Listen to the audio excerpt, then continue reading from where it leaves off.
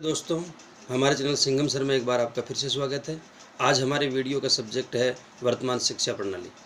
हमारा देश प्राचीन काल से ही शिक्षा के क्षेत्र में अग्रणी रहा है। दो बड़े विश्वविद्यालय नालंदा और तक्षशिला, तब से लेकर आज तक हम देख पा रहे हैं कि हमारी शिक्षा प्रणाली विश्व में एक नंबर पे है। परंतु कुछ एक चीज़ें जो आज भी हमें उन पे गौर करने की आवश्यकता है, जैसे हमारी हिंदी और संस्कृत भाषा।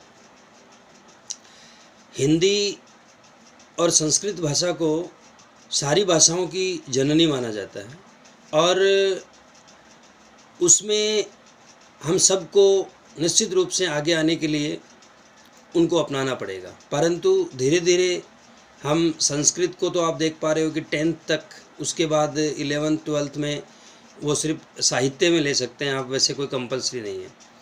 हिंदी को ले लो, हिंदी जो है वो भी गौण होती जा रही है।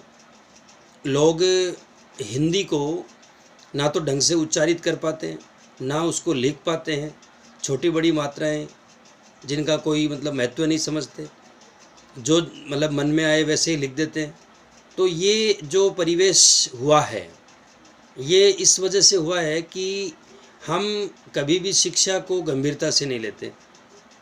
शिक्षा मीन्स पढ़ना लिखना आना चाहिए, भले ही उसका उच्चारण कैसा भी हो, भले ही उसका लेख कैसा भी हो।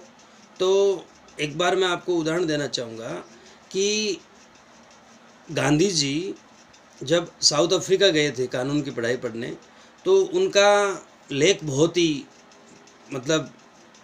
प्रभावित करने वाला नहीं था।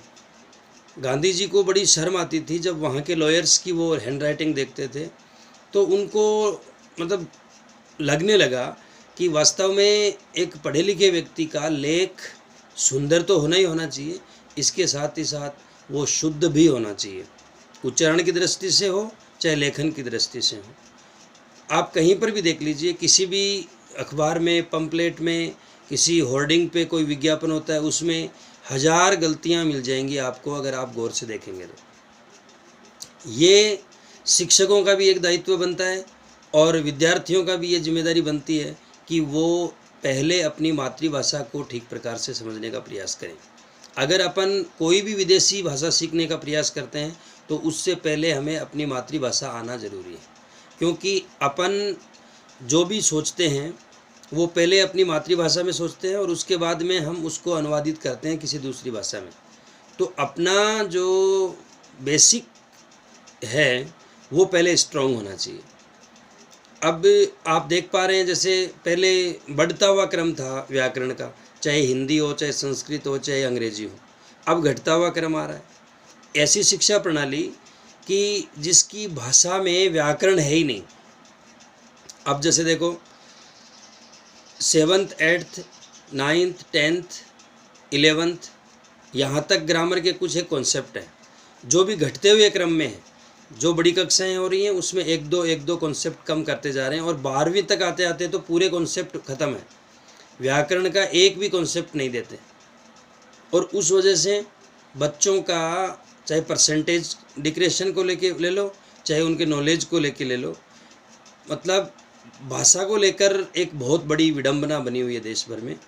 तो ये हमें अपनी भाषा को कैसे स्ट्रॉन्ग करें, सबसे पहले शिक्षकों की जिम्मेदारी बनती है कि वो संस्कृत, हिंदी और अंग्रेजी तीनों ही भाषाओं को इतना स्ट्रॉन्ग करने का प्रयास करें कि बच्चे उनको ठीक प्रकार से लिख सकें, ठीक प्रकार से उनका उच्चारण कर सकें। अभी आप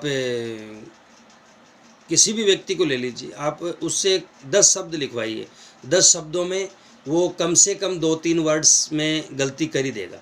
तो ये क्यों हो रहा है?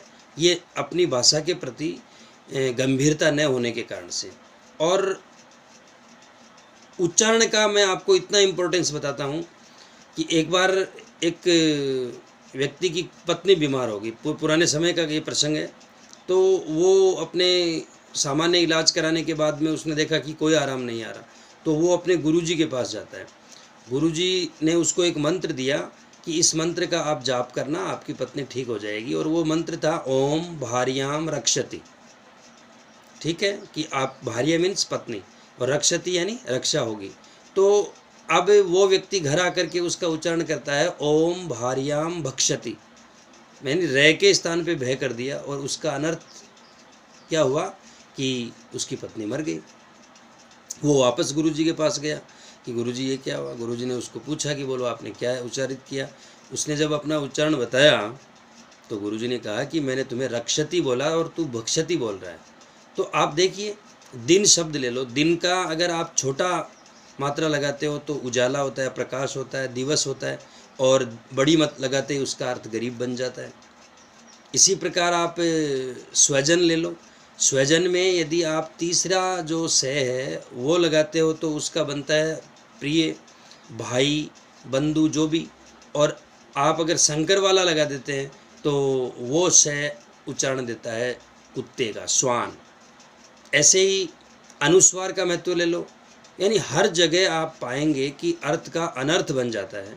तो क्यों न हम अपनी मातृभाषा हिंदी है उसको लिखने में, उसको पढ़ने में एक शुद्धता और उसकी जो छोटी बड़ी मात्राओं का नॉलेज है उस पर गंभीरता से अगर हम अपन उसका अध्ययन करते हैं तो निश्चित रूप से हमारी भाषा कौशल सुधरेगी और अपन उसमें दक्षता हासिल करेंगे और फिर एक प्रभावी वक्तव्य भी हमारा होगा जब हम उसको उच्चारित करते हैं। तो ये जो उच्चारण शैली है, लेखन शैली है, हमारा लेख सुंदर हो, ये बेसिक चीज़ें हैं।